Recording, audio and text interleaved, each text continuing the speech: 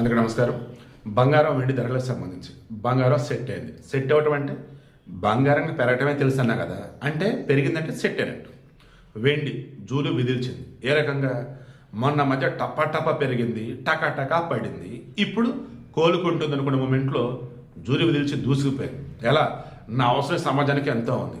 ఇండస్ట్రీలో వాడతారు, ఈవీ వెహికల్స్లో వాడతారు, సోలార్ ప్యానల్స్లో వాడుతున్నారు, బ్యాటరీస్లో వాడుతున్నారు. అలాంటప్పుడు నేనెందుకు పడాలి, నేను పెరుగుతా అని చెప్పేసి పెరిగింది.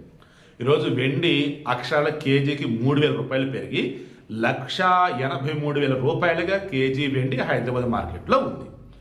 వెండి ఢిల్లీకి, బెంగళూరుకి, చెన్నైకి, కలకత్తాకి, ముంబైకి, హైదరాబాద్కి కేజీకి 5 నుంచి 10,000 డిఫరెన్స్ ఉంటుంది. చూసుకొని కొనుక్కోండి, ఓకేనా?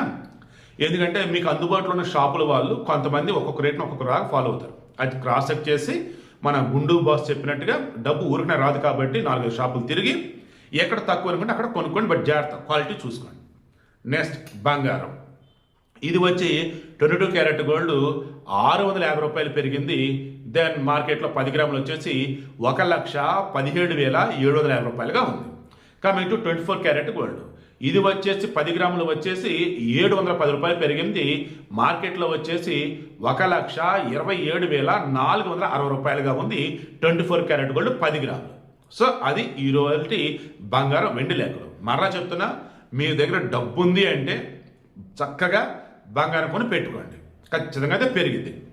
రిస్క్ చేస్తాము అని అనుకుంటే, మళ్ళీ చెప్తాం బాబు, రిస్క్ చేస్తాను అనుకుంటే మీ సొంతంగా మీకు అనిపిస్తే కుప్పల డబ్బు ఉంది మన దగ్గర, వస్తే ఒకసారి లాభాలు వస్తాయిలే అనుకుంటే వెండి కొని పెట్టుకోండి.